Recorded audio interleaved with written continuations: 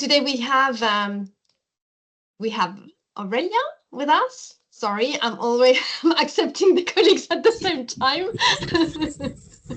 So Aurelia, perhaps you can take over. I didn't ask for the transcript though, sorry. Please, Aurelia, introduce yourself and you can start right away the presentation. Thank you. Okay. Thank you very much, Samia. Warm welcome. Good morning to everyone.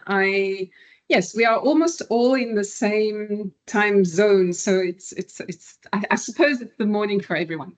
So I am Aurelia Segatti. For those of you, I mean, there's a few people I don't think I've ever met, so it's good to meet. I am the ILO, Labour Migration and Mobility Specialist for North Africa and the Horn. I've been based here in North Africa since 2018. Prior to this, I was based in Southern Africa, actually for 16 years. So I spent a lot of time, in Southern Africa, working on Southern Africa, a bit Central Africa, and the Indian Ocean. So yes, I've been asked to deliver to facilitate this seminar on the development of national labor migration policies. I actually worked a lot on this in my previous life as an academic, as a researcher and academic, essentially in French research organizations and at the University of the Witwatersrand in Joburg. And yes, I really enjoy speaking about policies and policy making. I hope no one finds this too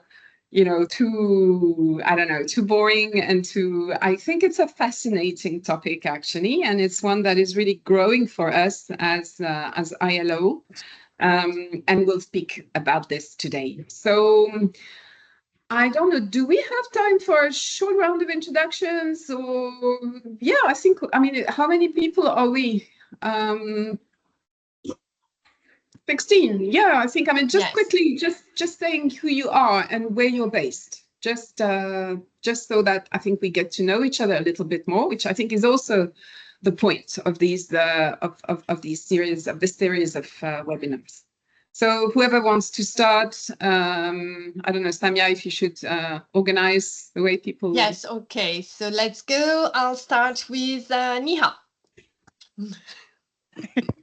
Hi, good morning. Aurelia, we've been, I think, exchanging emails, but then we've never really spoken. I think we've spoken once in the last 2 years. I'm Neha Chaudhary. I'm the technical officer for JLMP Lead based in Addis. Thanks. Thank you, Neha. Nice. See you, Neha. Burhalem? I see a black screen, but... Okay, thank you so much. Good morning, Burhalem Kasa from ILO Country Office Addis. I'm working with IDA as a National Project Coordinator. Over to you. For Ethiopia? Yes. Yes, okay, all right. MPTF project already. Okay, nice to have you. Yes.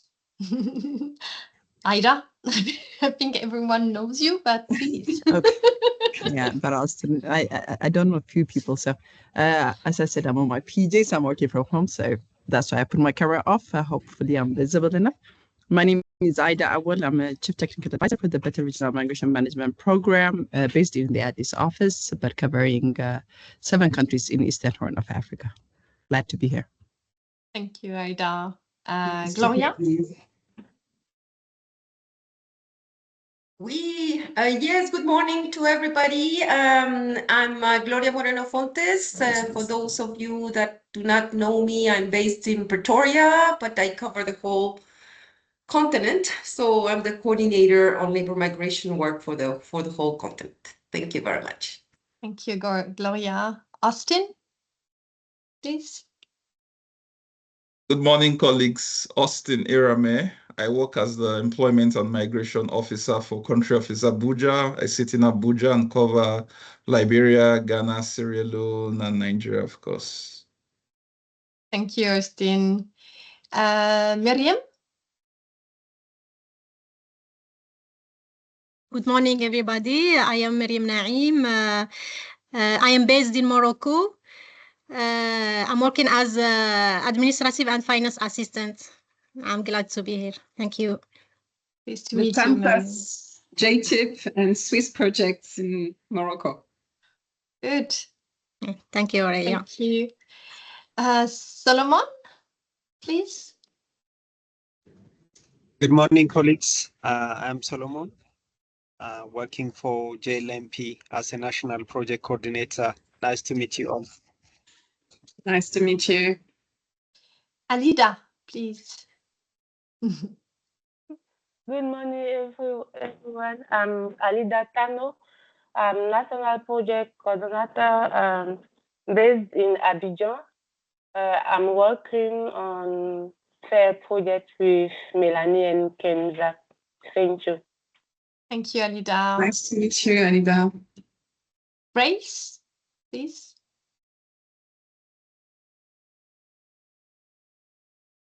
You're muted. Yes, okay. I'm open now. Good morning, colleagues. My name is Grace Osho. I am a National Project Coordinator for the Action for Improving Labor Migration Governance in Nigeria project, otherwise known as the Action Project. So I sit in Abuja. Pleased to meet you, Grace. Nice to meet you too. I see Andrew.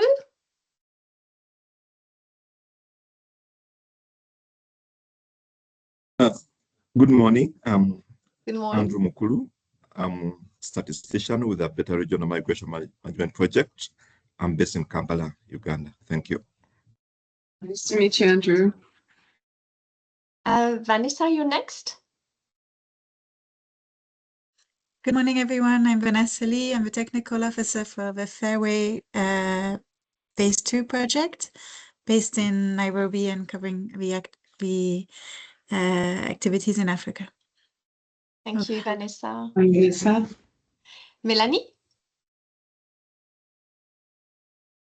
Hello, I'm Melanie Belfiore. I'm based in Geneva and I'm working for the FAIR 3 project with Alida and Kenza. Thank you. Thank you, Melanie. I see Camille. Hi, and Camille also. Hi. Yes, Camille Abakari with the FAIR project based in Ghana at NPC. Thank you and happy to be joining. Hi, Camille. Hi, Camille. Abderrahim. Thank you. Good morning, everyone. I am Rahim Amraoui. I am a national project on labor migration, that I'm for Project Time Plus, GTIP, and Swiss projects. And I am labor migration focal point in Morocco. Thank you. Thank you, Rahim. Diana, please.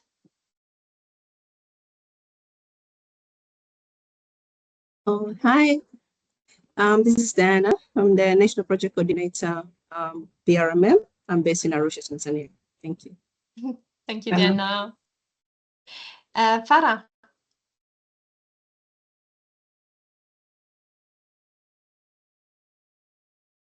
You're muted.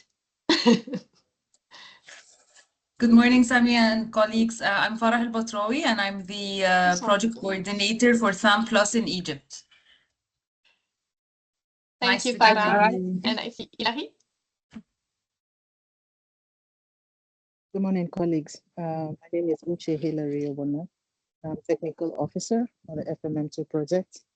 I'm based in Abuja. I work with Giti, who's currently on leave. Thank you, Uche. And I see Ezedine. Yes, Please. good morning.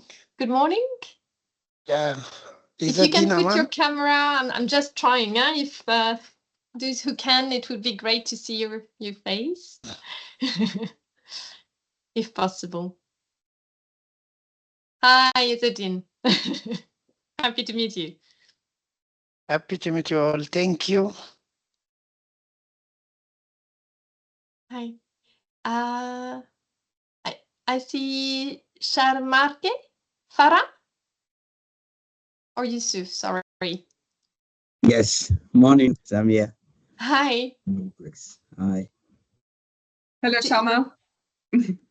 Would you like to just introduce yourself quickly? Oh, yes. I'm Shamake. I'm a National Project Officer, PRM project based in Mogadishu, Somalia here. Thank you. Thank you. And Naima. Good morning. I'm Naima Almari. I'm working in the ILO office in Rabat. I'm the national coordinator of Wafira project. Thank you, Naima. Perhaps just before giving the floor to Aurelia, I just wanted to, okay, so I introduced briefly myself, Samia Kaziaoul. I think most colleagues know me. I'm trying to coordinate with Gloria this capacity building for the Africa Labour Migration team. And I'm the focal point for the Africa region together with Paul Tacon here in Geneva. And I'm very happy to meet all of you again today and to help with this capacity building for the region. I see that another colleague has joined, Jonas Verhane. Would you like to just briefly introduce yourself? Okay. Samia, this is Jonas, a comms officer based in Addis for the Better Regional Migration Management program. Over to you. Great. Thank you so much. And just one information for those of you who are francophones, and if you prefer to join the French session, we have also the French session at 2 o'clock this afternoon. So if you are not available, you're welcome to attend this session in English. But if you prefer, si vous préférez assister à la session en français, il y a une session en français avec Aurélia à 14h aujourd'hui. Mais si vos agendas ne le permettent pas, vous êtes les bienvenus pour cette session du matin. So now I'll give the floor back to Aurélia. Thank you. Thank you very much, Samia. Thank you. Thanks to you and Gloria for putting this series of, capacity building webinars together. This is much appreciated. And very, very nice meeting all of you. I mean, of course, the majority I already know, but there's a number of new faces. And I think the team has grown so much over the past few years in this region in particular. And we have so few opportunities, not to say none, to actually all meet, that it's actually really nice to get to know a little bit of each other like this. And because I only cover North Africa and the Horn, I don't get to know all the people in West Africa, Southern Africa, Central Africa. So really, really nice meeting you. So we have quite a bit to cover. I had an email sent to you guys a week ago with some readings and some guiding questions. This is not a varsity, so no worries if you haven't covered the readings, if you haven't had time, you won't get fewer credits or anything like that. Don't worry. It's just it was just an encouragement really.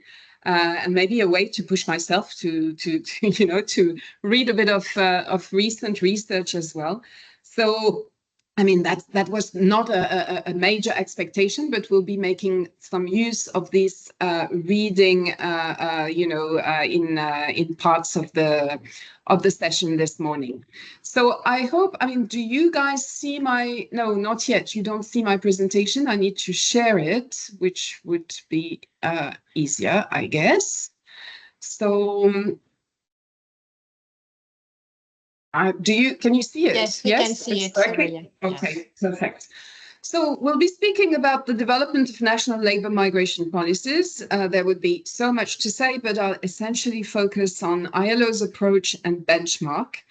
There's a lot of things that I think a number of you already know well, and then I'll try, I hope, to bring you some additional things which you may not be fully aware of, or at least for the sake of discussion and exchange of information.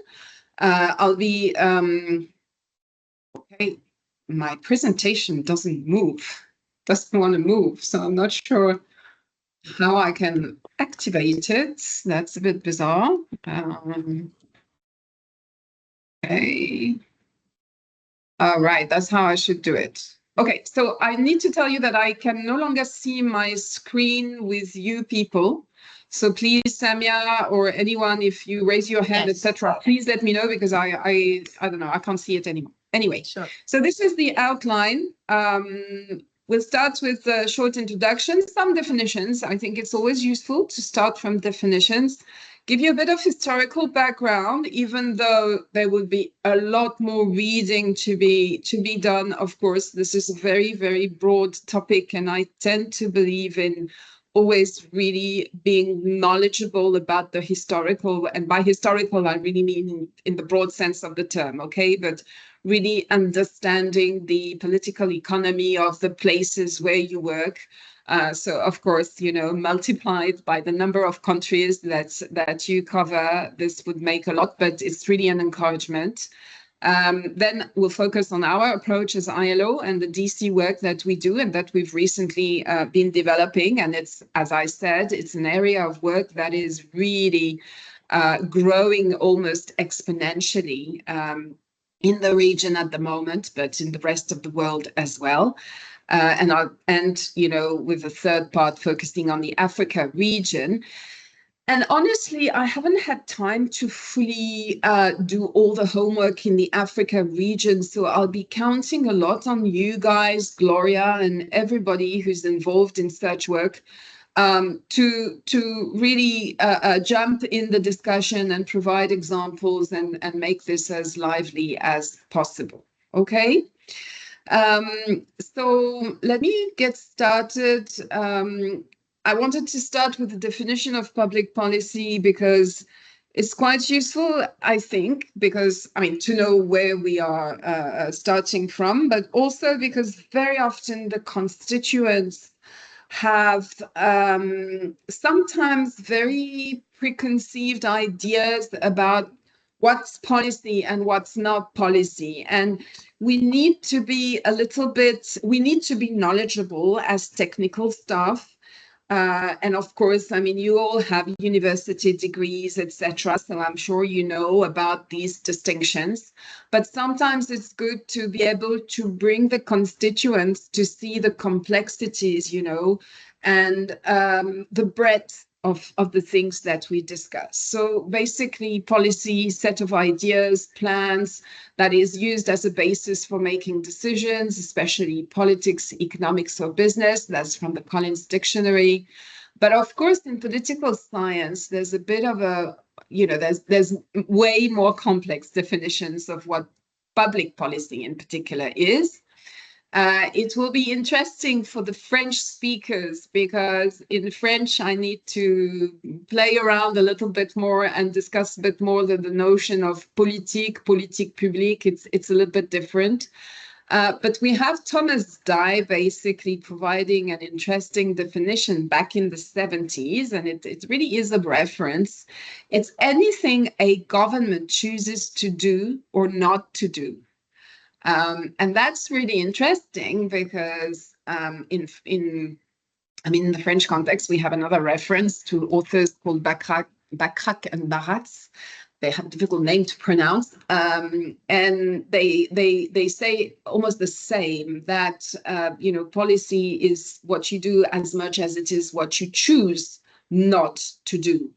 And that's really important because I am sure that if I ask you, in the different countries you cover, how many times do you get frustrated from the lack of response, inertia, you know, protracted, you know, periods of time when you get no response and you've worked very hard on the policy process, etc., and it gets stuck? I am sure everyone would have examples, but sometimes it's procrastination, sometimes it's poor planning, sometimes it's, you know, political changes, etc.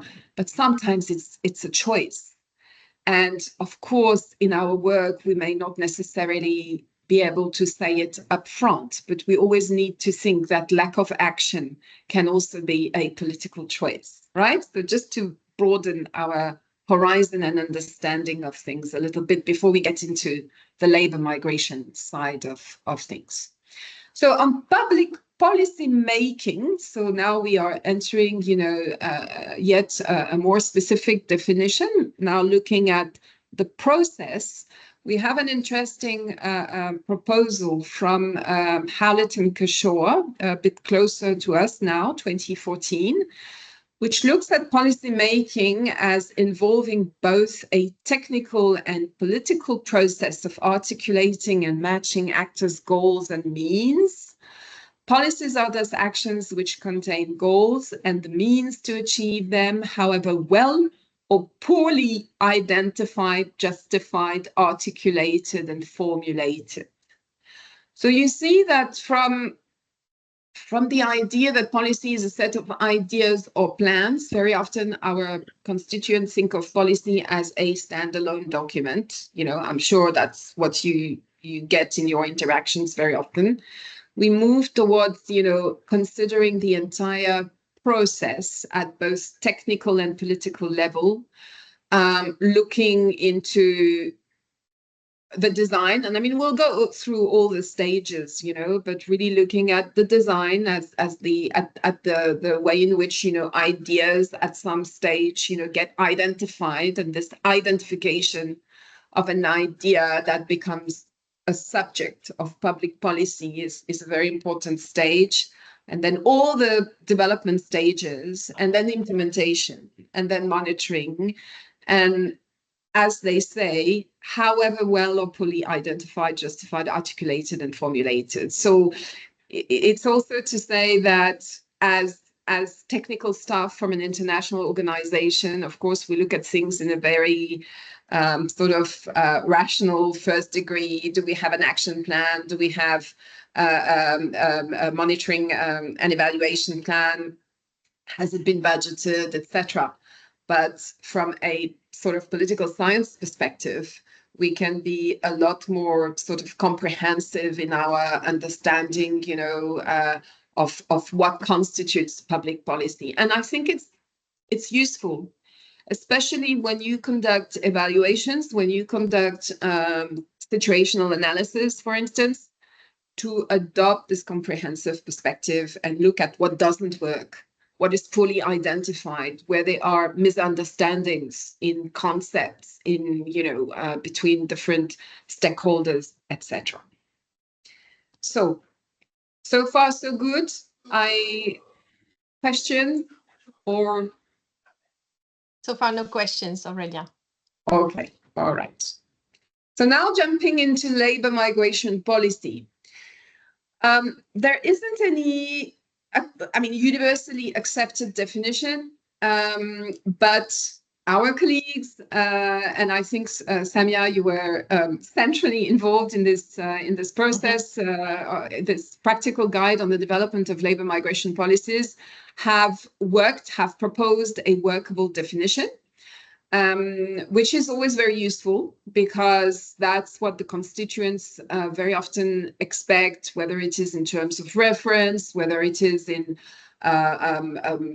note de cadrage, whether it is, you know, in framing documents to get started on a process. So in the volume, which I'm sure you know, I just want to show it. Here it is. I'm sure you're all familiar with it. I'm drawing a lot of this presentation on this guide. It's available in English, French, and Spanish. So the working definition is a set of laws, regulations, objectives, and institutions which provide a framework to regulate and manage the mobility, recruitment, and employment of migrant workers into and out of the country, and if applicable, their return. And everything that goes with the return. And I see Naima from Wafira is here with us, so very nice. And I know the BRMM team also have been working a lot on return, reinsertion into labor markets. So that is part of it, and it's important to think about it. So it may be, as I said, a standalone policy document, but it may also be a lot more than that. You may be doing this at the same time as you're doing a lot of mainstreaming of the labor migration dimension into a range of other key policies. So it may be centrally, of course, your employment policy, but it may be a range of other public policies, social protection, education, TVET, territorial development policies, and so on and so forth, depending, of course, on your national contexts. So it's important to think of this policy development work. I don't know if there is someone whose mic is not muted, and I'm hearing a lot of background noise. Yes, I was actually looking. Please mute your microphone, colleagues. Mute it. Thanks.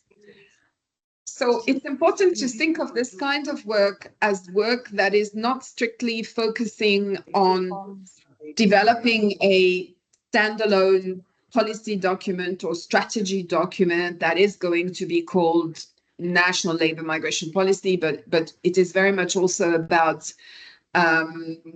starting from national employment policies or strategies, ensuring that the labor migration dimension is well represented there, ensuring coherence, with across the other different policies.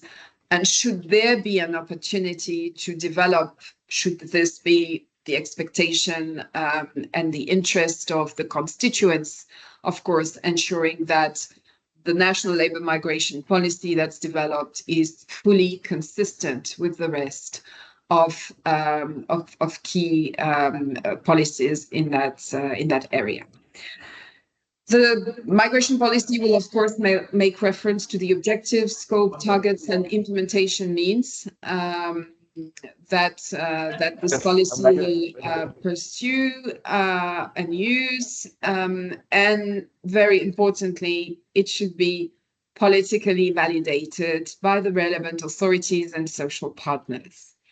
And very often this is making our life a little bit difficult for all of, I presume everybody is familiar with outcome 6.4 and our indicators 6.4.1 in particular. The question of validation, the fact that we work in a number of countries where formal validation is an issue is sometimes something that makes our lives a little bit more difficult. But I'll come back to this in a moment. So let us maybe, before jumping into the nitty-gritty of policy development processes, let us perhaps pause for just a little while and envisage things from a historical perspective, even though this is going to be done very broadly and not, going into what we should be doing, which is really the historical legacies of each and every region, sub-region, and country. But what I would like to say is that I may be using the term labor migration system or regime. The difference I make between the two is that labor migration systems are simply, the economic and demographic dynamics which underpin human mobility. There are many others, but the ones that I'm considering here. Whereas regimes are really the set of policies, regulations, etc., but at the level of an entire region or sub-region, serving a specific, economic system at some stage and at some point in time. And so by this, I mean that it really is important to consider that what we see at the moment today in North Africa, in the Horn, in Southern Africa, in West Africa, in the Indian Ocean, is a legacy of, very often migration regimes which were rooted in colonial administrations with different systems working around different necessities, different, imperatives. In particular, if you look at migration from North Africa towards Europe, periods of economic growth, war, reconstruction were very much shaping, the migration system, and mining and construction, etc., were sectors which benefited largely from migration from that region towards Europe. If you look at Southern Africa, you need to take into consideration British rule and then apartheid, and then the accumulation of mining capital in ways which, are very specific to that sub-region, and which have conditioned the way in which people have been moving around, in which conditions, up until today, even though, of course, there have been major transformations in the conditions. If you're looking at West Africa, it's important, and the Indian Ocean also in particular, very important to take into consideration the connections between slavery, between domestic work, between the cocoa, coffee, sugar plantations and their economies, and how that has conditions also a lot of the migrations. And similarly, you know, towards GCC countries, you know, a whole history from the Horn and even further. So very important to bear this in mind, because a lot of the things that we still see up until today are somehow legacies, even though they may have undergone major transformations, but of colonial administrations, of post-colonial administrations, of regulations, of sometimes, you know, you come across a lot of things which you find difficult to read and understand in the contemporary context. Very often, if you take the time to read a little bit of, you know, about the colonial history behind, I'm speaking of the colonial history in particular in this region, because I think it would be a major gap and blind spot not to mention it, given you know, how it has given shape to mobility in particular. So the type, and I will end on this very important point, which I cannot do justice to in just, you know, one slide, but the type of labor governance that was in existence and organized around the needs of the colonial metropole, and the type of social contract which was in existence are key conditions regarding the reshaping of labor migration policies in emerging economies. And I just want to give you one example of this to put two sub-regions in contrast. If you look at, and Samia may, you know, add to this, if you look at the situation of North Africa vis-a-vis Europe and Southern Africa, and I'm speaking of countries surrounding South Africa in particular, Zimbabwe, Zambia, Lesotho, and, you know, who brought so many workers to the South African mines.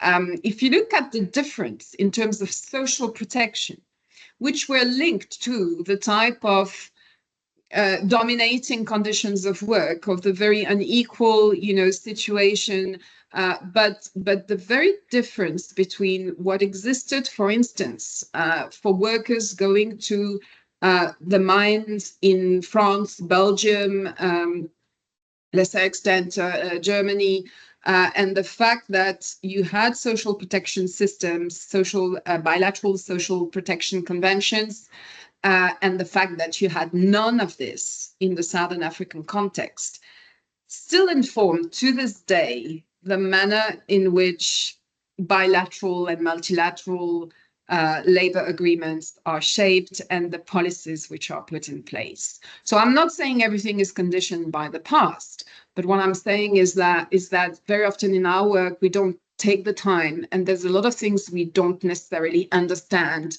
fully if we don't do that, you know, extra effort of trying to look into the literature that provides us, you know, these indications. So there's a map here which summarizes, so it's a bit of an old map, but it's just to illustrate this whole notion of migration systems, migration regimes. Of course, these regimes evolve over time, so a map is only something that captures movement, you know, at a given point in time, and it's a bit difficult to represent, you know, the different regimes and system over extended periods of time. But it's just so that you get, you know, the idea and think about this. One country is always, when it comes to migration and mobility, either at the center or the periphery of a labor migration regime. And it's important to understand exactly the kind of role that is played by the country you work in in that broader system. Right, so I was thinking of ending this section by asking you a few questions about chapter 18 by Camilla Devitt. This is a chapter that's looking at comparative labor migration policies. I tried to identify a document which would precisely look at these types of policies, because the literature on labor migration policies is not so big. There's a lot of literature, of course, on migration policies over time, but literature that's specifically focusing on labor migration policies isn't so broad. And I tried to, of course, look at references envisaging, developing countries in general, the Africa region in particular. And I couldn't find anything, I must be honest. I mean, I'm not saying I have looked, absolutely thoroughly, but I did look and I couldn't find a comparative piece of research that would really look at what's going on in the region. But I found this chapter in a very interesting research handbook on migration and employment, which is fairly recent. It was published last year. And I really invite you to get hold of this book. Unfortunately, it's not available yet completely online, but I managed, thanks to colleagues in HQ, to get this chapter through the ILO, research department. And I think it provides already a number of really interesting indications. So the research is focused on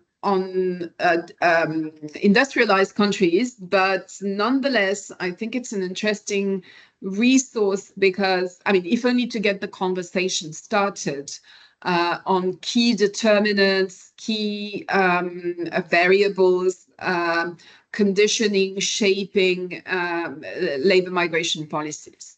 So I just want to know, I asked a number of questions which are essentially about relating the chapter to your personal experience.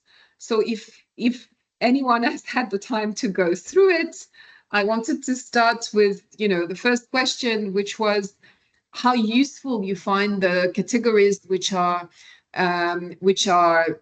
identified and described in the chapter by the author. So I'm speaking in particular of what you find on page 294. We have a number of categories which are described here, in particular in terms of labor migration systems. And in particular, the author insists on the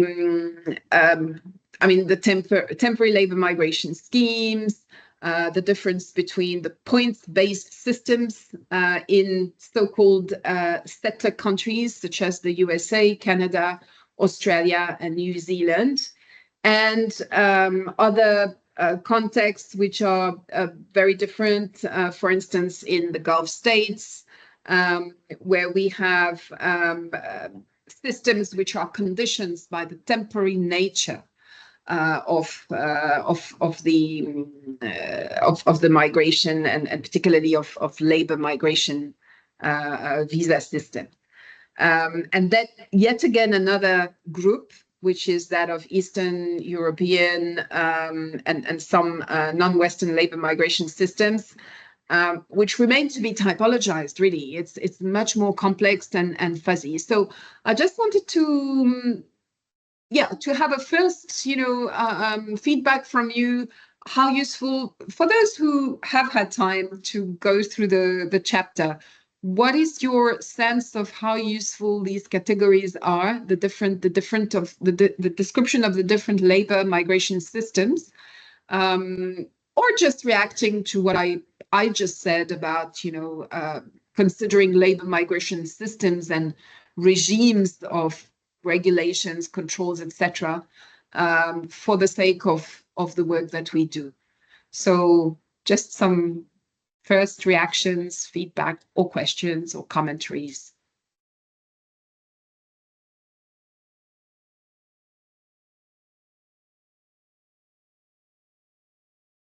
colleagues. Please feel free to raise your hand or to take the floor directly.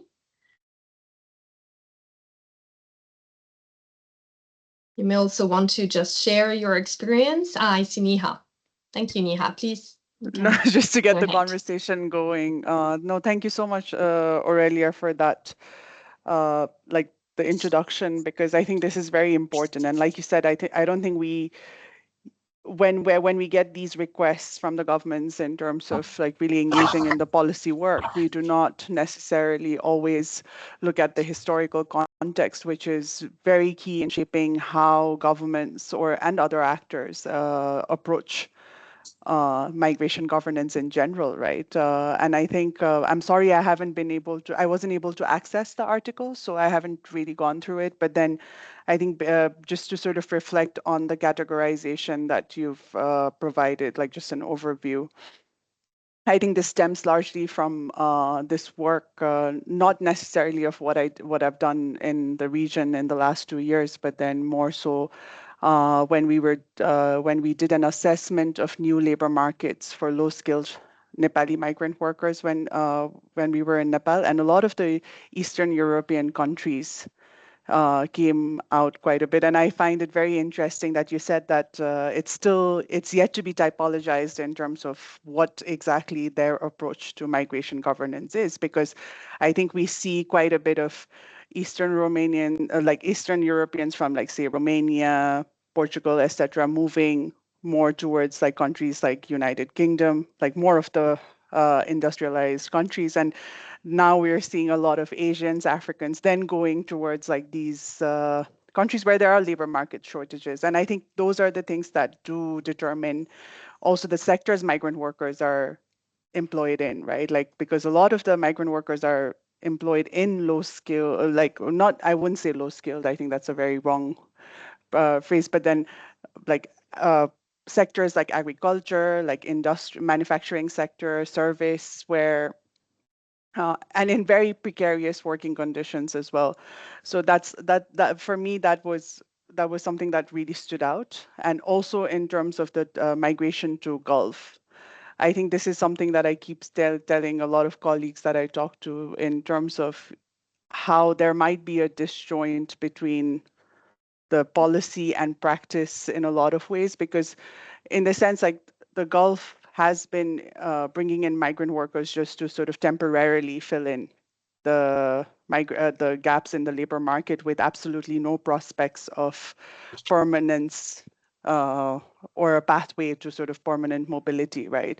And which is why a lot of people are also taking Gulf as a stepping stone to then move to a more move towards, like, say, Europe or the US, which might provide a more permanent prospect. But then considering this current socio-political climate, I'm not really sure how these dynamics are now going to change as well.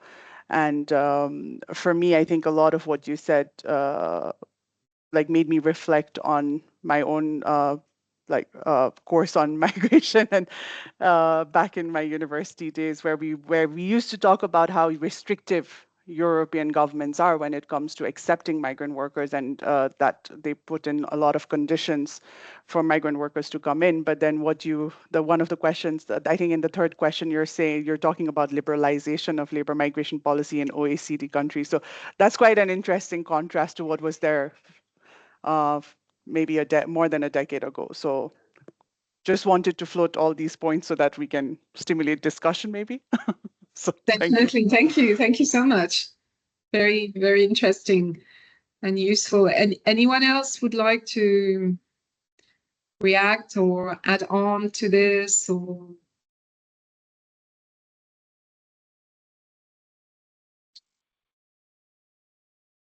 Uche, please. Thank you, Samia. Good morning, colleagues. I want to respond to the first question that was thrown in the slide, the different labor migration systems and how these categories work in the African context. with the benefit of the colonial history that most of the countries that have been described share, I think by default, most of the migration has been towards the countries that we have historical ties with in the previous times. But in the current context, in the last 10 years or even 15 years, with the growth and economic development and the labor market opportunities that are opened in the Middle East, I think they may be considered as the disruptor in the global in the global context, and also taking into consideration historical perspective and where we're coming from. For us, for instance, in Nigeria, most migration have always been towards England and Europe and America, for example. But now, taking into consideration the developments in the Middle East, there are increasingly interest for migrant workers to move in that direction. And I think that the policymakers and the gatekeepers in country are also responding to this, maybe not as efficiently or effectively as we will want to see, but there is increasing interest in how to become more interested or more intentional with optimizing the opportunities present. It's debatable whether this interest is reciprocated on both ends, on whether the level of interest from both governments or governments that are involved in this case or actors could be termed to be reciprocal, but at least to ensure that migration is safer and opportunities are optimized in this regard. Finally, I would like to also mention in the second question related to the salient gaps in the national context. I think that, I don't know if it's because of the benefits, monetary or financial benefits, that seem to tilt the interest of actors and even social partners to be more interested in trans-border migration, and neglecting to a large extent the internal circulation of labor and of workers within the country, especially in the aspect of domestic work. There's a lot of workers that move in country for domestic work and even filling the labor market gaps internally. But most times when we talk about regulating migration or making it more efficient or safer, it's always we wear the hat of trans-border, cross-border, international movement of labor or of persons. But I think it's also important for us to look at this in-country situations, especially in countries where there are large economies or industries and mines that are operational. In Sierra Leone, for example, even here in Nigeria, there are lots of children and migrant workers that are involved in this context and these situations. And it doesn't really go by default for us to think that this is the areas we need to focus on. But more when we think our cap is always towards external cross-border, UAE, Americas, etc. But I think the situation happening in country requires even much more urgency. And if we focus on this, we will be halfway gone in improving or making migration safer for all actors. Thank you. Well, thank you. That's a very interesting point that you're raising, and this neglect for internal dynamics, impact on domestic labor markets, and I mean, impact on specific sectors, very necessary for the development of national economies. That's really interesting because, yes, we tend to focus a lot on securing, protecting international mobility, etc. But very important, and that's one of the reasons why it needs to be consistent also with employment, skills development policy, etc. Precisely to, but I'll come back to this, to really focus on national employment as the sort of the starting point. And building around that, I'm not saying, against but really building around that something that makes sense in terms of how mobility is managed. Thanks a lot for this. Aurelia, we have two more colleagues, Farah and then Aida. Farah, please.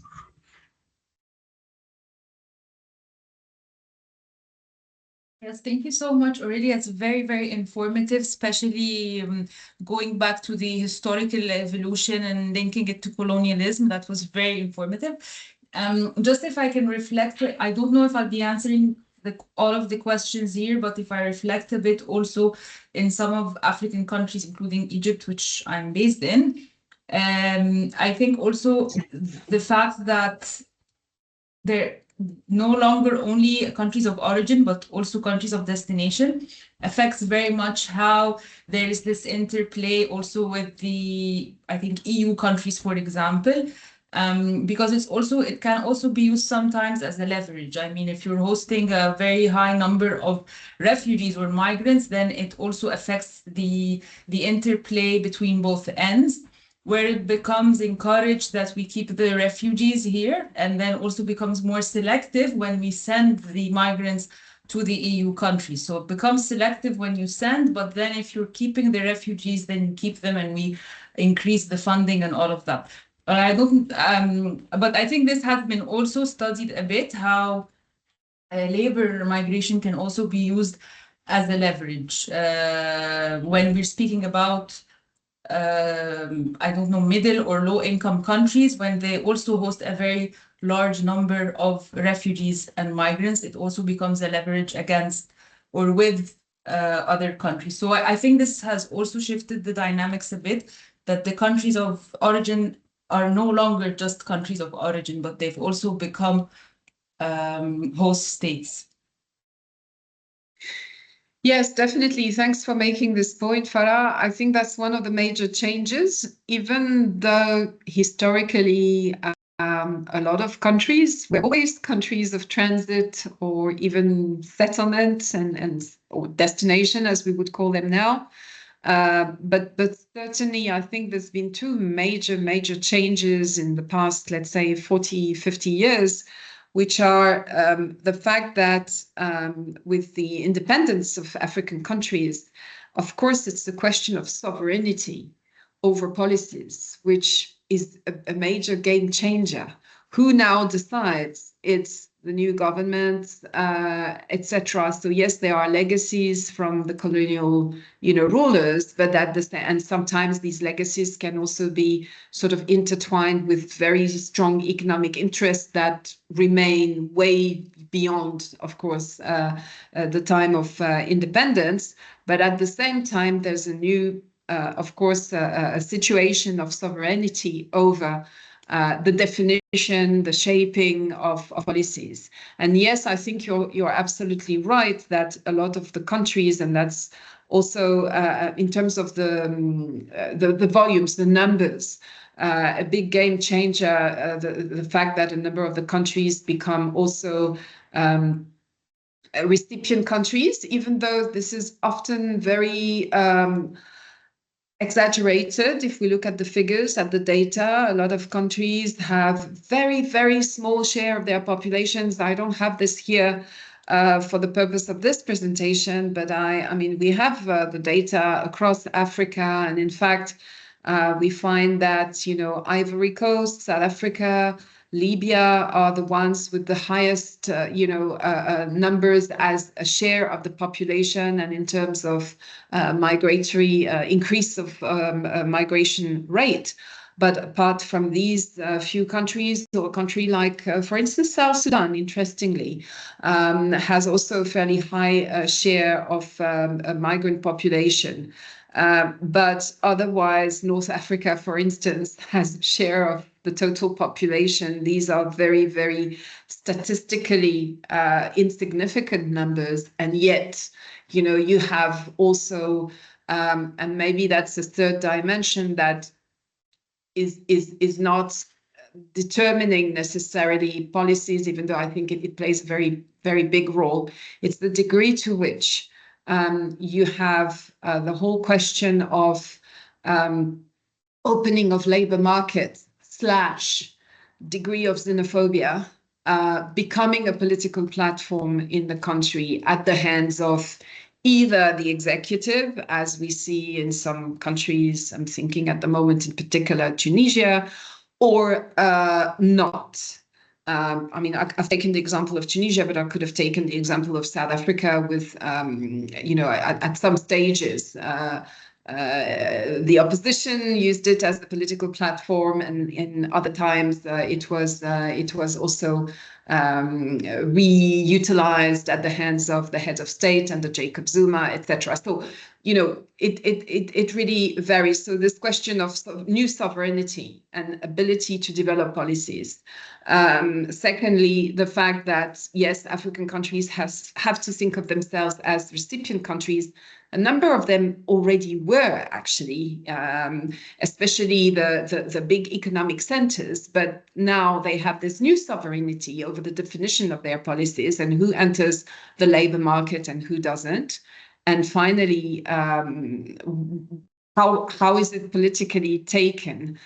Whether it becomes a political platform to narrow or to open access to the labor market, and whether it is linked to notions of identity, etc. So yeah, I think there was a third person. Aida, yeah. I think you. Aida, sorry. Please. Thanks, Aurelia. Thanks, Samia. I mean, I'm just being a devil advocate here, but yes, there is historical ties. But if you look at it, sometimes all the migration points towards, of course, from less developed countries to developing world. So, isn't sorry, this more I couldn't hear that there was Can you hear me? Just when you at the end of your sentence. Now I can hear you. I think. Okay. No, I was saying beyond the historical ties, I think it all boils down to economic development, should I say, or economic growth, because if you look at most of the countries, I mean, of course, in the past, I think majority of the movement from the African region, whether there's any colonization ties or not, was towards Europe or the US or North America generally, because of the accessibility as well, beyond the ties, is my view. Of course, with time, when there was more restriction in terms of movement, the migrants are trying to go to any countries that there is accessibility, but of course, developed countries. And with, of course, the opening of the Middle East as for the African, Asian as well as African migrants, there's more migration. So I'm not sure if it all boils down to historical ties, because I mean, migrants go where there's opportunity and where there's access, of course. Because I mean, even within the region, if you look at it from Eastern Africa, there's a lot of migration towards South Africa. Not because of any ties, but because of opportunity. So sometimes I think beyond the historical ties, it all boils down to, yeah, what is accessible? Yeah, just wanted to point that out. Thanks. Yeah, well, I mean, we could, I suppose, discuss, you know, endlessly about which are the most significant variables, etc. And I don't think there is any right or wrong answer. I think all the dimensions are important, but economy is part of history. What I'm trying to say, I guess, is that you know, you need to understand very finely a number of things. The political economy of migration regimes is one. I mean, if you look at the needs at a certain stage for a certain type of labor in an economic center, you can be sure that the sourcing of that labor is going to happen, but the way in which it happens, the manner or the degree to which people tend to sort of run away and you know, in search of greener pastures is also a result of dysfunctional labor markets at home, which themselves are very often the result of, you know, a number of complex historical dynamics. So, you know, what I'm trying to say is, let's try and just look a little bit beyond just we have X numbers of people moving from point A to point B with all sorts of abuses. And let's try and understand, you know, and very often, for instance, when you need to unpack for the question of regulation of intermediaries, regulation of private recruitment agencies, etc. If you don't understand finally the political economy underpinning the way in which it works in a certain country in relation with the employers at destination and how much they're ready to pay, and you won't really get it. And then also what I'm trying to say is, in the manner in which our public administrations function or don't function in the countries where we work, very often you realize that if you look back 30, 40 years, there's a number of reasons. And very often, coming back to a point which was made earlier, the manner in which internal mobility was regulated, whether under colonial rule or immediately after independence, the manner in which the whole notion of human mobility was accepted or highly regulated, etc., very often is going to inform the way. It may be subtle, it may be not so visible, it may not even be completely conscious, at the hands of the national stakeholders that we work with. But I think sometimes it's useful. Of course, it's not our job. There are historians to do that. So we don't need, I'm not saying you should be reading, PhDs and books, etc. all the time. I'm just saying, I'm just trying to draw your attention and to encourage you to sometimes, dig a little bit deeper into those different dimensions.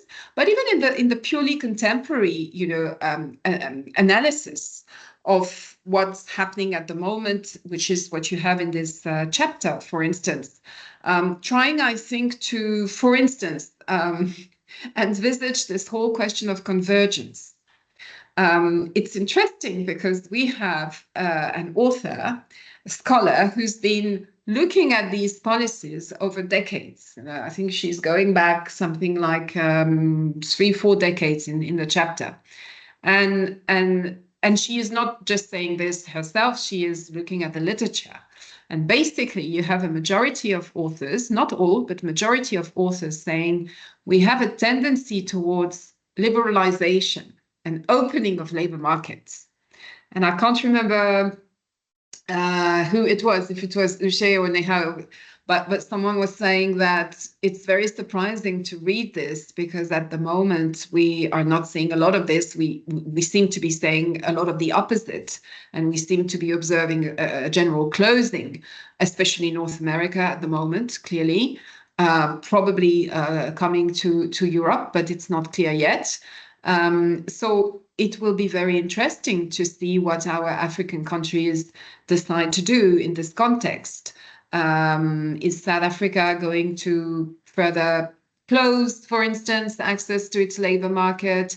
What is Nigeria going to do? What is Egypt going to do? And when we get into the policy making, we realize it's a little bit more complex than this. Europe, for instance, has a lot of right-wing governments at the moment advocating for general, closing on migration, particularly from Africa.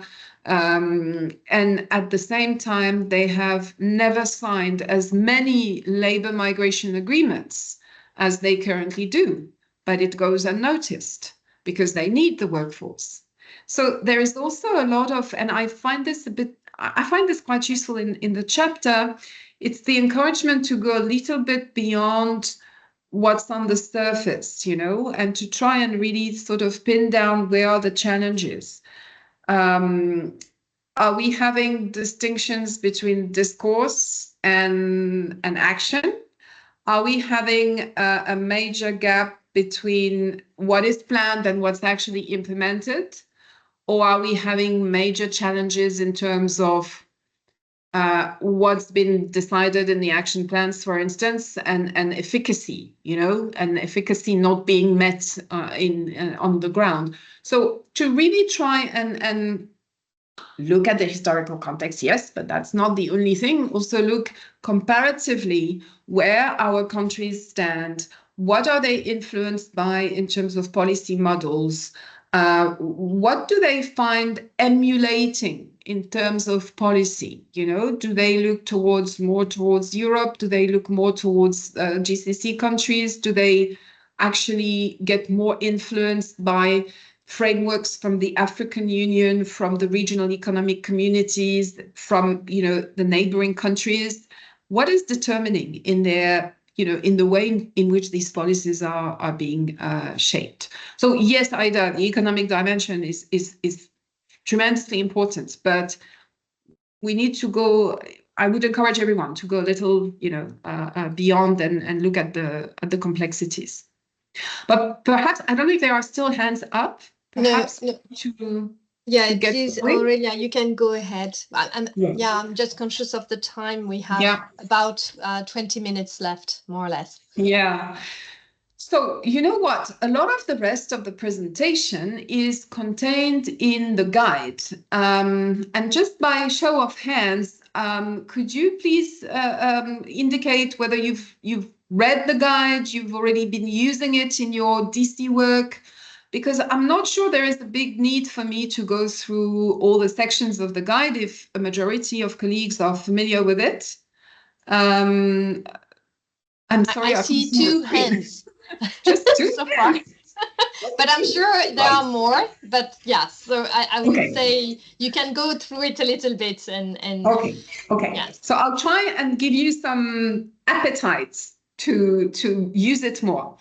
It's important to say, and Samia, you can compliment me here, but that the guide is not just a guide, you know, that's done sort of in an abstract way, just drawing on the standards, etc. It's a guide that was designed and put together as what our colleagues do in HQ, very, very much drawing on field experience, drawing on also needs. You know, expectations from our constituents, and the fact that all of us in our different DC projects, we've seen a sharp increase in demand for national policies that would be specifically looking into labor migration, trying to regulate labor migration.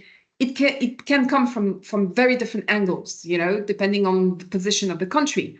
But we've all seen this over the past decade, that we've received increasing numbers of requests asking us to support technically the development of these processes. So firstly, it's important to remember that these, the development of labor migration policy is rooted clearly in our standards.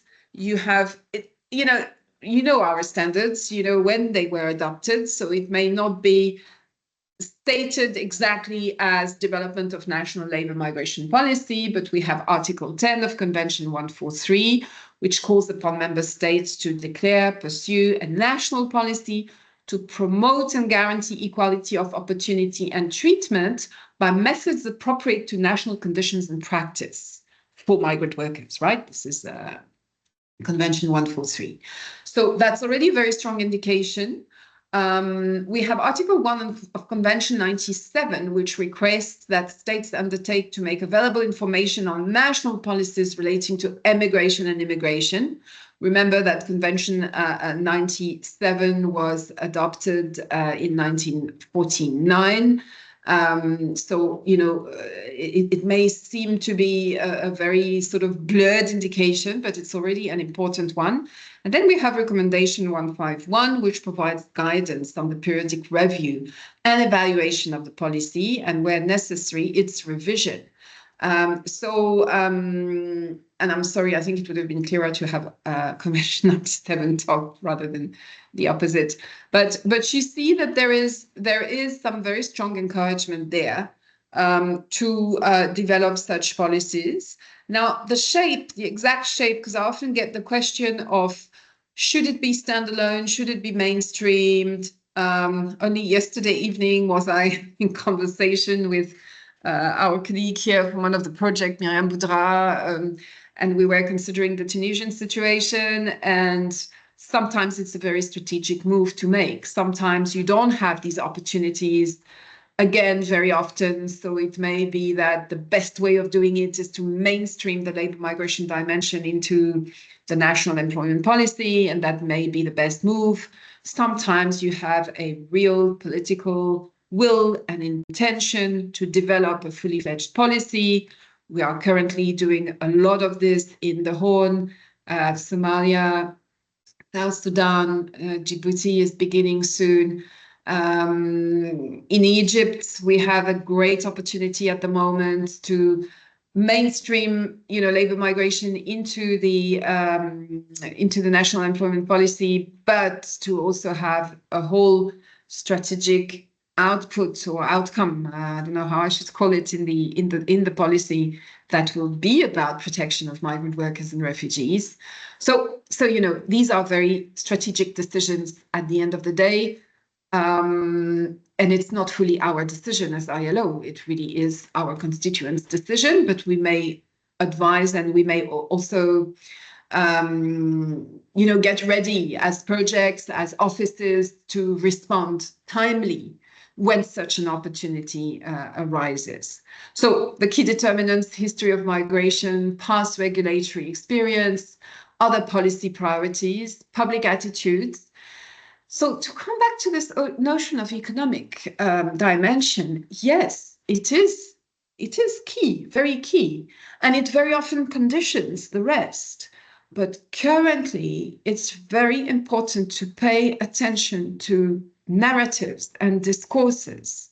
And we all know, for instance, in North Africa, whether, from Mauritania to Egypt, we all know that public attitudes, narratives about, we currently have these narratives of replacement, not just in Tunisia. We have a bit of this in Morocco too. There's a degree of this in Mauritania, etc. So these narratives are very influential, and they may block such processes, or they may block a whole chunk of the work. For instance, currently, introducing the notion of protection of refugees in Tunisia is going to be very tough. So it's important to pay attention to public attitudes and to factor it in, for instance, in situational analysis.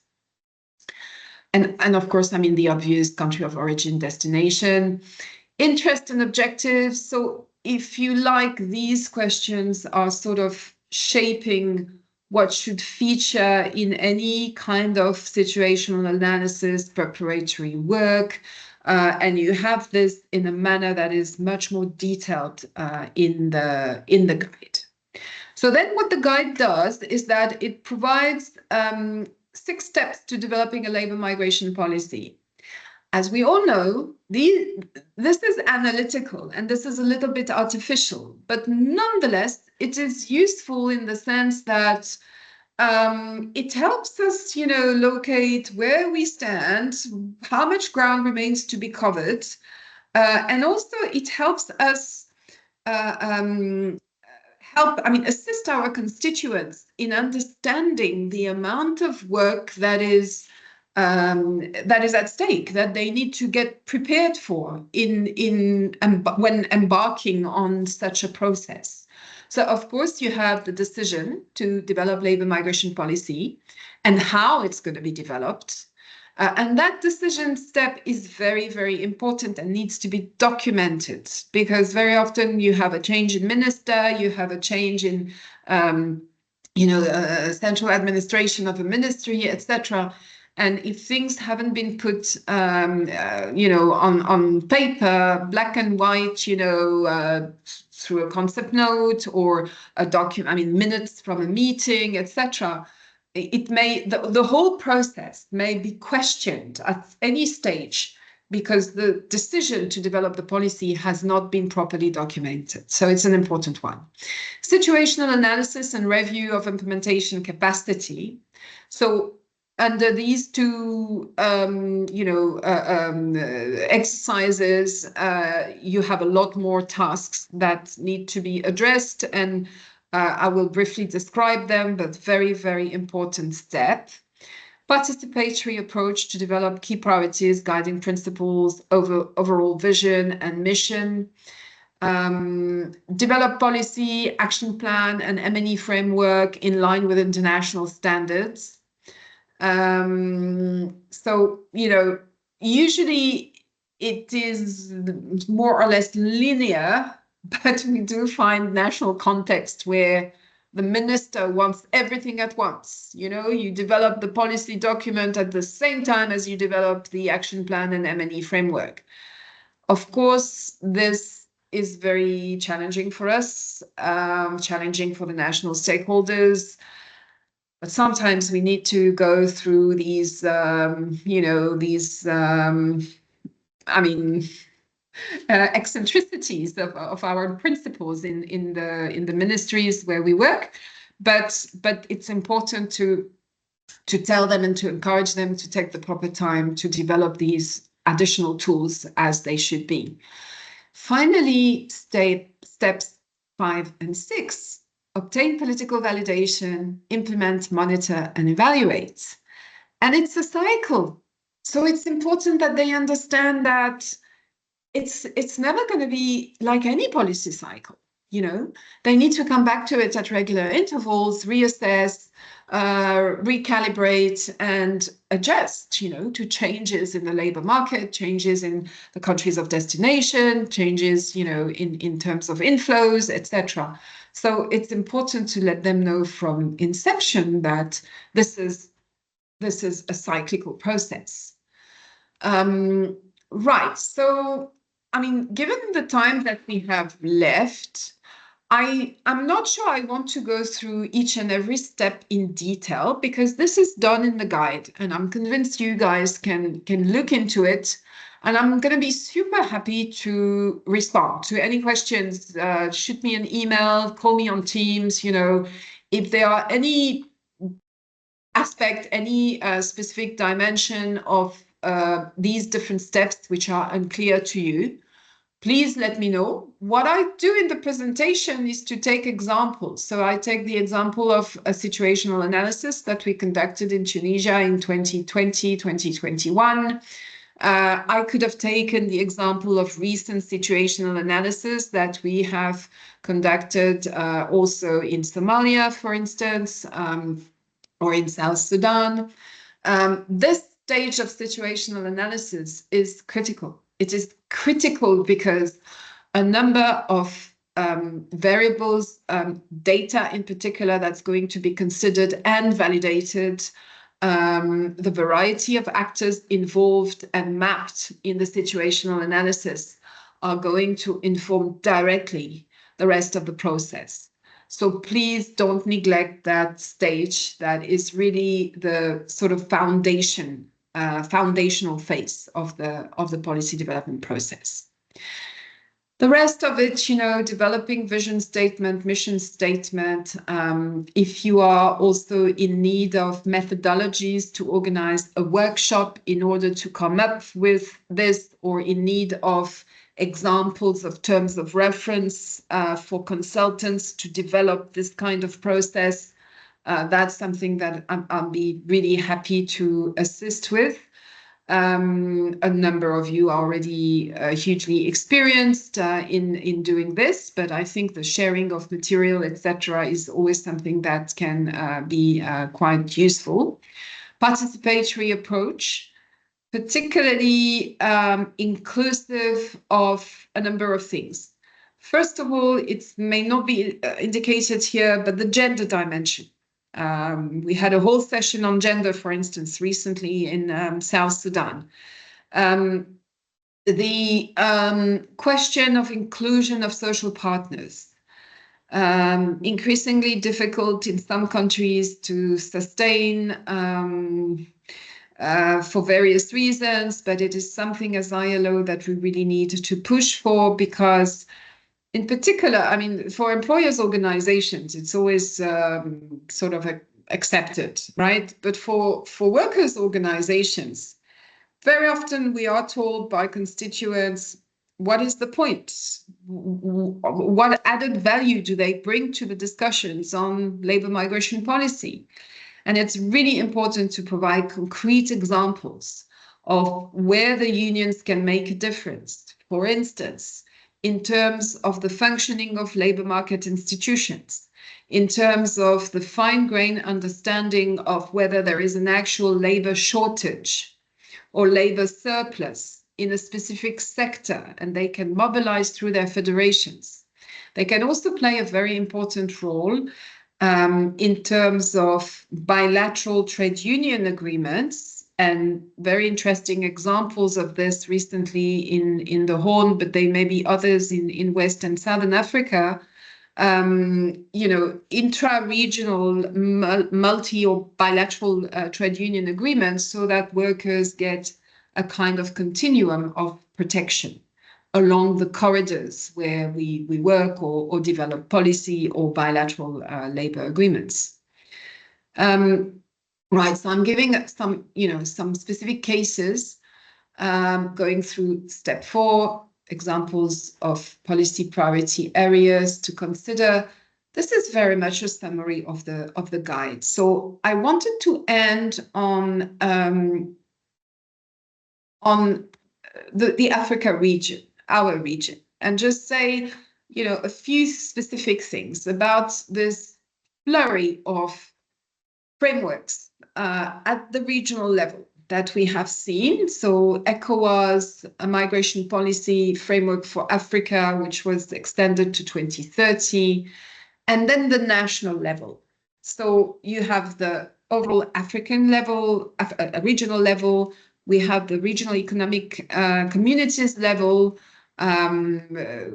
recently with IGAD, and then we have the national level where we have multiplication, if I can call it that, of national labor migration policies. I've tried to put together the recently adopted developed policies strategies here. So you have the Southern African Development Community 2014, Lesotho 2018, Namibia 2019, Seychelles 2019, Eswatini 2019, Zimbabwe 2020, IGAD 2020, South Africa. Gloria, you need to tell me where things are at. Has it been validated eventually or not? I am a bit lost, but I may be also behind in information. Tunisia, Morocco, processes were initiated. We really thought they would be validated in Tunisia by 2022. Still not the case. And then the process is currently sort of resuscitated in the context of the resuscitation of the national employment policy as well. So that's an example of where we might want to jump on that boat rather than, wait for the next opportunity to develop a national labor migration policy. We are a bit stuck in Morocco, but optimistic on the fact that the process should be finalized by the end of this year. That's what the indication we are given. Incredibly active on this dimension in the Horn. Somalia, South Sudan, Djibouti, as I said, have initiated such processes, already validated at the technical level in Somalia, in South Sudan, starting the work in Djibouti, about to start the work in Mauritania. There's a request from government on this. As I said, I am less aware of what is happening in the rest of the region, but for me, and I'll end on that. It calls for. It begs for a few concluding points. First of all, it is clear, I've said it again and again, and it is very clear from the data, and I'm sure you would give me even more examples from the other sub-regions. Very strong appetite for these NLMPs in our region for the past decade. It's important for us as ILO to think critically of our role in sustaining this appetite and what purpose are we really, really pursuing in developing these policies.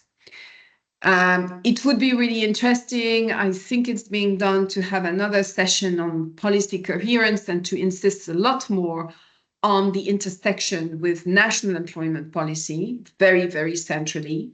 Sometimes we are still seeing a little bit of some policies being developed in silos, not in such close interaction and coordination with efforts that the ILO may be supporting in terms of employment policy. And I do think that this is an issue. I think we should really increase our efforts for policy coherence with employment, skills development, and social protection policies to get to some really strong and also very, labor migration policies which are centrally concerned with the situation of employment in the country of origin. I think for the next decade, we will have some additional work on national labor migration policy development, but the challenge for us, and the one that we need to be up to, is operationalization and monitoring and evaluation of results and impact. It is strategic, it is urgent. I'm not so sure it's going to be as easy to mobilize the donors, resources, and national partners on this as it has been on developing the policies. For some reason, people always get very excited developing something brand new, but far less excited about evaluating the impact of something they've put in place. But I think this is our job. And in order to conduct this job properly, and this is a call, on all of us, maybe those of you who have one foot in academia, research, the colleagues in HQ, etc., I think there's a need for a lot more research on the outcome and impact of what we have supported and developed over the past 3-5 years, because these policies, some of them are already implemented, others will be implemented now, and it will be very important for us as an international organization to monitor the outcome of these particular policies. So I will stop here. And I'm happy to stay on a little bit more if anyone has time or wants to ask questions or reflect, react. I'm very happy to stay on a little more.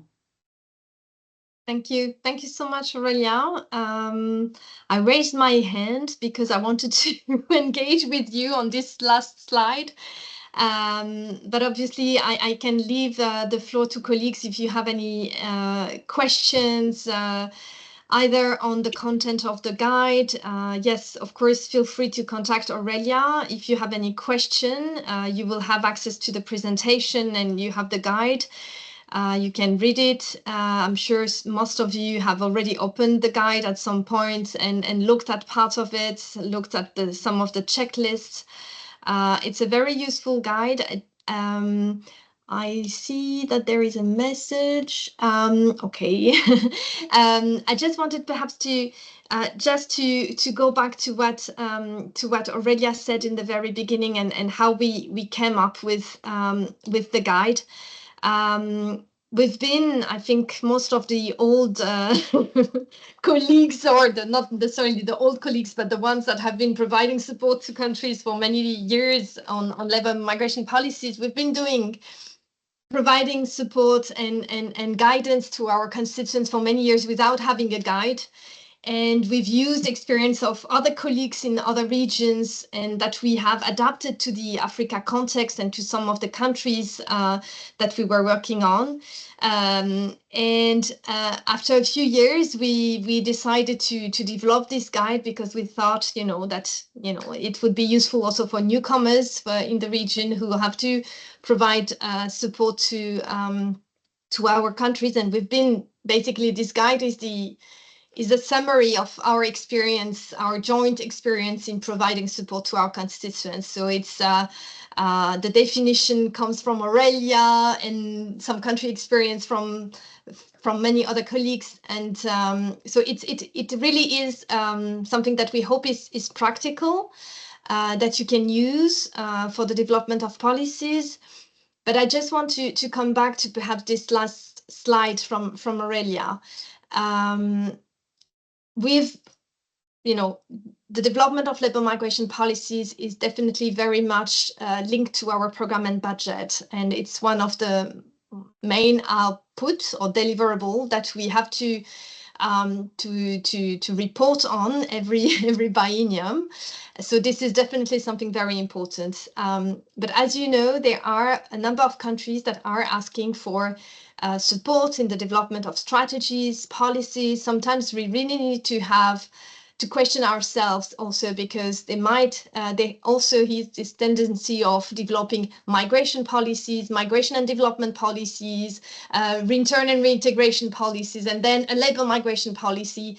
And at the same time, we are not so sure about what is the impact of the other policies, or is it indeed, can we mainstream the labor migration aspect in other sort of policies? I don't know if you recall, Aurelia, I think assessing the impact of labor migration policy, that was something that we've tried at some point to do some research on a couple of years back with the support of the Graduate Institute. We've asked a few colleagues to be interviewed by some students, colleagues who have been involved in the development of labor migration policies. And what we realized was that it was a bit premature in a way to assess the impact of this policy. So I see that you've put 3 to 5 years. I agree. I think perhaps in 3 to 5 years, we will have more time, but it's already good to have this in mind now. Because yes, it's difficult to see the impact of these policies, and we need to do a better job in monitoring the impact and supporting the implementation. In some countries, there is, I think it's much more anchored in the policy development process to have this monitoring and evaluation. I think of Sri Lanka. After I don't know how many years, they have assessed and done a very good job in assessing the implementation of the policy before revising the policy. So as you were saying, it's a cycle, and something that we need to also think about. For those who have developed policies 10 years ago, where are we in this cycle? And definitely more work needs to be done on evaluating the impact of the policies and how they link to other policy areas. So I just wanted to mention this. I don't know if other colleagues have reactions, questions. Yes, Niha, please. No, I had one question in terms of, and thank you so much, Aurelia, for this excellent session. Like I cannot, I use this guideline quite a bit, and I cannot re-emphasize the importance of it. So I would also strongly urge colleagues to make this your Bible, especially if you're doing any sort of policy work. For me, one thing that we often notice, and I think this is also in terms of like especially when countries are both countries of origin and countries of destination, a key part of our technical assistance is to ensure that the policy documents, be it a strategy, be it a policy or regulation, is grounded on international labor standards and that they're rights-based, right? But then sometimes we see a lot of hypocrisy on the part of our member states, because when it comes to ensuring rights of their of outgoing citizens, they want everything. But then at the same time, they will not afford the same to workers coming inside. So how do we ensure that balance? And also in terms of, then it also leads to the question of attribution that you raised earlier, right? Like, because if member states at the end of the day do retain the sovereignty of what they want to include in their policy frameworks, regardless of what we provide as technical assistance, to what extent then we can attribute when a policy document is politically validated, that like our technical support went into it. So I think just to sort of bring that into the conversation. Thank you. Yeah, thanks. I think we are, many of us, we are confronted to this issue currently in Egypt, currently in Tunisia. We are, I think, a bit fortunate at the moment in Morocco, for instance, because for various reasons, it's not so much an issue, but we need to remain alert on this question. So I think that perhaps in countries which are in a regional economic community where you have a very strong and explicit regional framework that you can refer to, it constitutes strong encouragement for alignment in terms of ensuring equal protection to nationals moving abroad as well as to migrant workers coming in. This being said, we know that it's often not sufficient. Unfortunately, I've realized that making use of the AU framework, I don't know. I mean, I'm open to the discussion, of course, with colleagues and from your various experiences. It's not maybe in a few countries, but in a number of other countries, it doesn't really create a strong incentive to align on this dimension. Very often, it's more issues of political leverage. I think Farah was referring to this. Having very strong ambitions and requirements for your own nationals sometimes create this question of not being named and shamed with the situation of foreigners coming into the country when you have very strong expectations and requests that you are putting, for instance, North African countries to the European Union. I mean, the European Union can always say, oh, but look at the way in which you are treating migrant workers and refugees, so sometimes this whole notion can work, but it's not very easy for us as ILO to maneuver this. So on those issues, it can be of interest to really join hands with the other, with the other UN agencies, sometimes with the EU delegations, if it's a context where the EU is influential. Sometimes it's more about our directors to be courageous politically and to assert our position as ILO, on this, as well as on tripartism. Very often it's something that the directors, and I think that's one of the reasons why at regular intervals it's very important for the branch to brief the regional directors, and the country directors, to really make them understand where their role can be critical in terms of, holding a specific line on certain things. And I think equality of treatment, whether it is for your nationals moving abroad or for migrant workers coming in, is one of these things, together with inclusion of social partners, together with gender equality, where we also need to act completely as a team. So it may be one UN, it may be ILO, but we need to be to remain strong politically. And sometimes it's a matter of, you will raise this now and you will maybe not raise it now because you will have another forum, another area where you can raise it more forcefully or more efficiently. That's part of of navigating our context, etc. But I think we need to stay strong on these issues, because otherwise we would be completely contradicting ourselves. We can't be advocating for better treatment of national workers moving abroad when you have gross abuse and exploitation, etc., of migrant workers coming in. We would be in complete contradiction, and you can be sure. And maybe that's another dimension that, our credibility at some stage would be seriously undermined by this kind of double standard. So, yeah.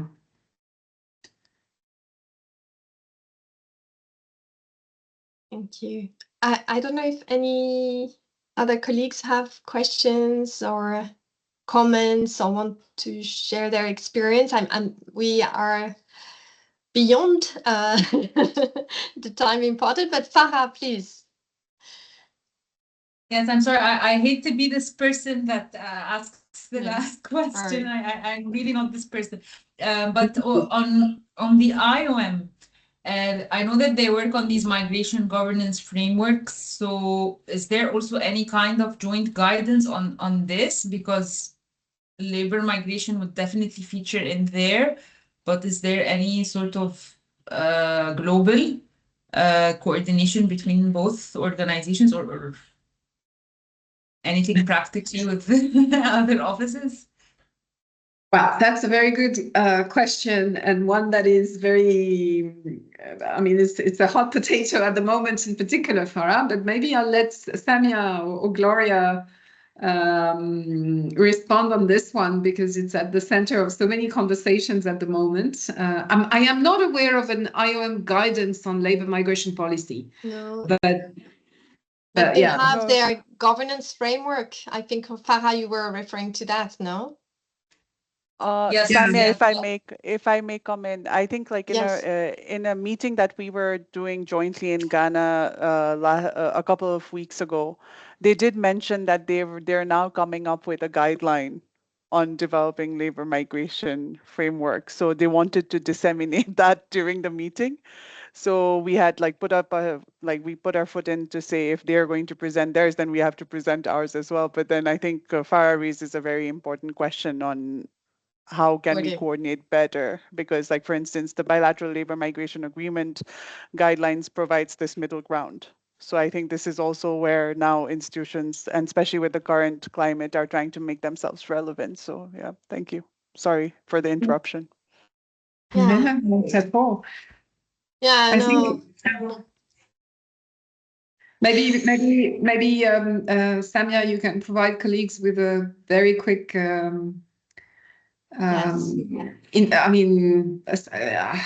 indication of where the discussions are at, and on particularly on IOM and labor migration. I don't know. It's a bit complicated, but well, just before talking about this guidance or the development of this new guidance, and thank you, Neha, for the information. This is definitely something that I will share with Gladys.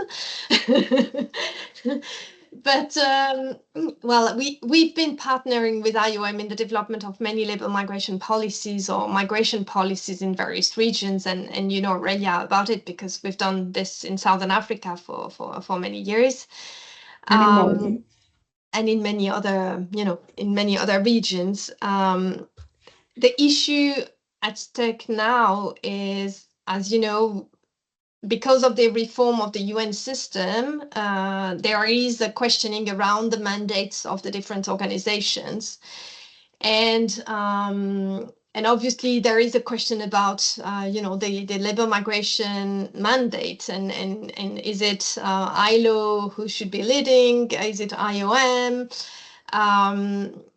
So there has been some questioning about, is this still ILO's mandate, or should basically IOM take over? We understand that, and we've tried, and we should have very soon much more in-depth discussion with Gladys, where she will explain a bit this whole thing. But basically, yes, there is still this questioning, and even if I think we've tried to, and we've made a good job to try to convince our senior management that this is definitely ILO's mandate, and perhaps it's IOM who has overstepped their mandate from their, you know, own constitution in entering the labor migration field.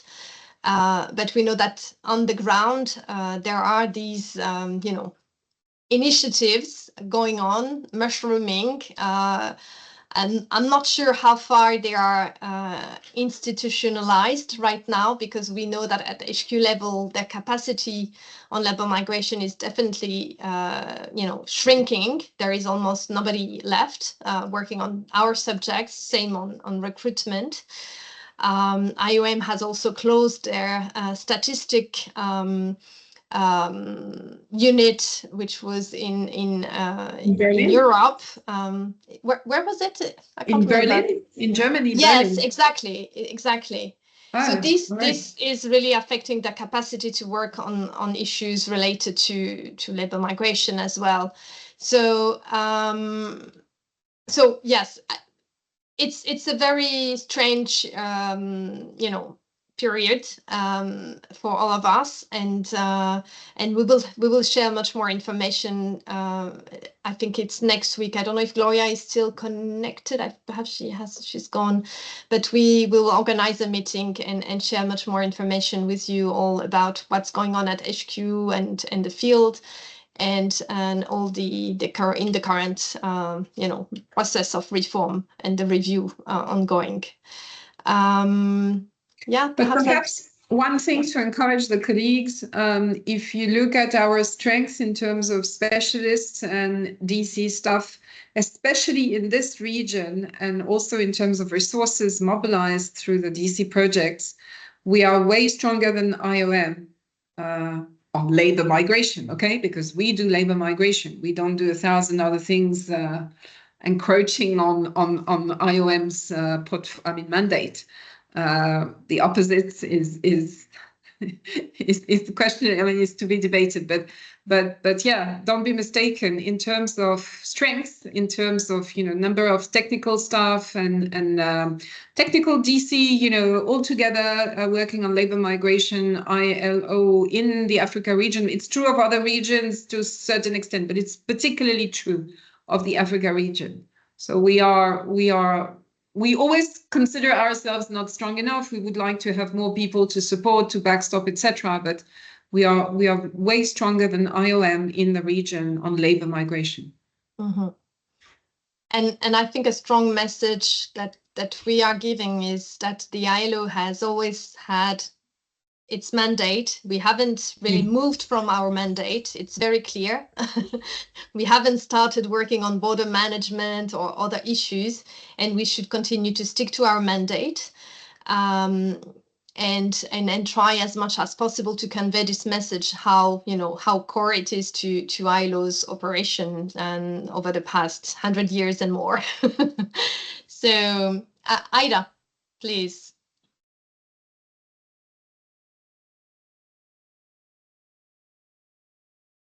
Ida, you're muted. I don't know if you raised your hand, but I can't hear you.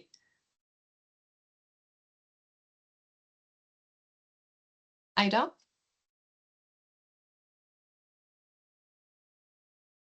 Okay. I don't know if any...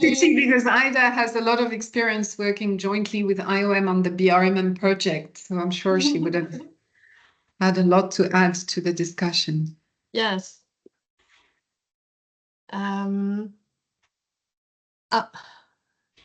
Okay, so I don't know, perhaps she has a connection issue.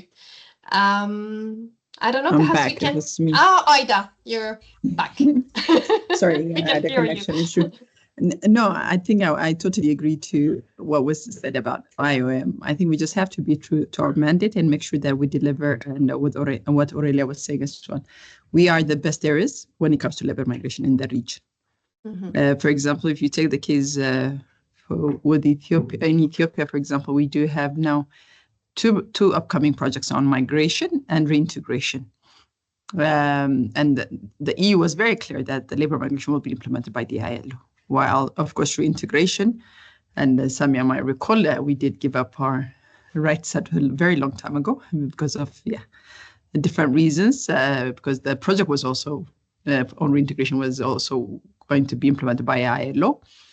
But due to the way the migrants were being returned, we opted out of it, and IOM took over. That program is still ongoing, actually. They're in the third phase or so. But and next week, actually, we do have a meeting with GIZ and Ethiopian Human Rights Commission organizing on labor migration. And the EU wrote to us, making it clear they would want ILO to be part and parcel of it, and GIZ as well, and the Ethiopian, of course, Human Rights Commission wrote to us as well to make the opening remark, but also participate in the different panel. That in that opening remark, actually, IOM was not invited, but ILO was. So even though we're not funding the workshop, so I think it's about making sure that we stay true to our mandate and also provide quality supports and services to our constituencies. Then I don't think there will be much competition in that regard. Thanks. Over to you. Absolutely. Yeah, totally. I see Austin. Thank you so much, colleagues for this very interesting session this morning. I think, I mean, just as an addition to say that in the context of the ongoing reforms, I don't know, Samia, where the global MOU will sit.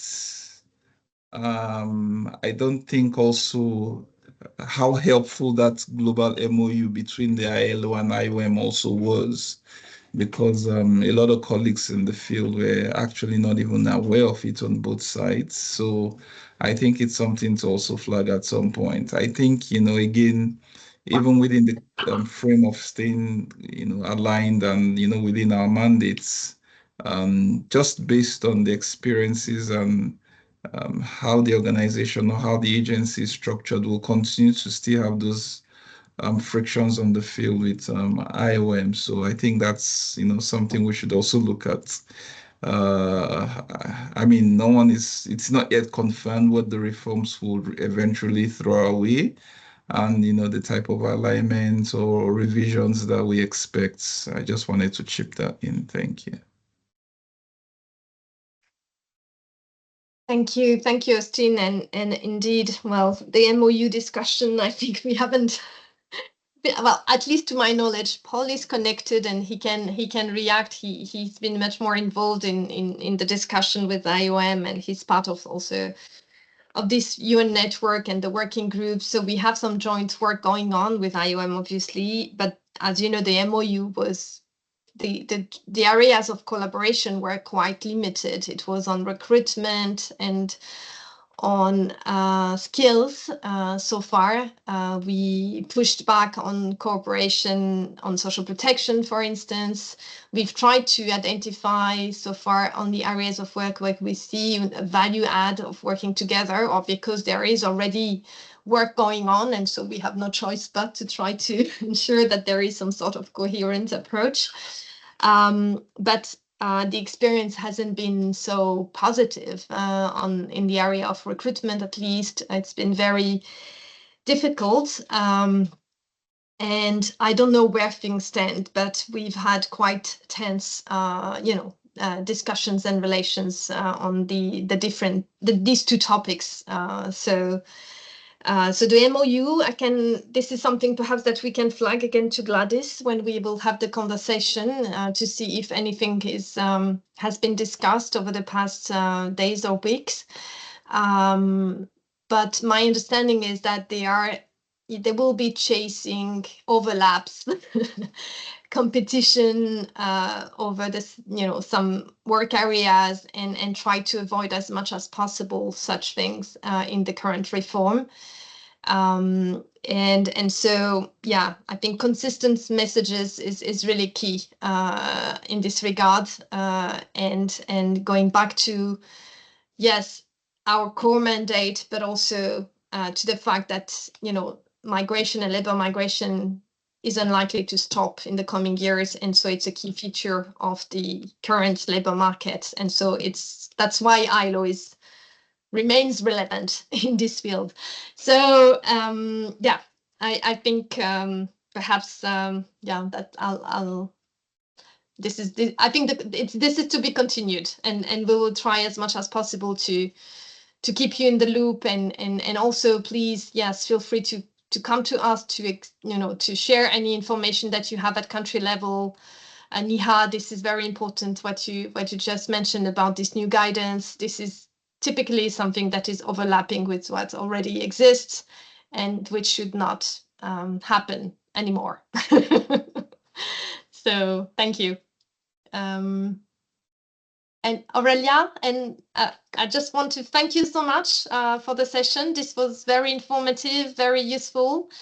And colleagues, please, yes, you can, yes, and you can go on the eCampus, where you will find all the presentations and also the recordings of the sessions.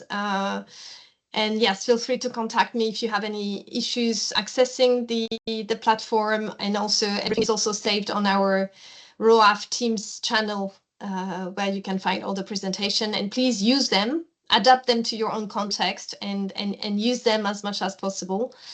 and come back to us if you have any question. Thank you so much, Aurelia. Thank you, Thank colleagues. you. Thank you, Samia. Thank you, everyone. It was a pleasure. Thank you, Aurelia. Have a good day, Thank you. everyone. Thank you, Bye-bye. colleagues. Bye. Enjoy the week. Thank you. Thank you.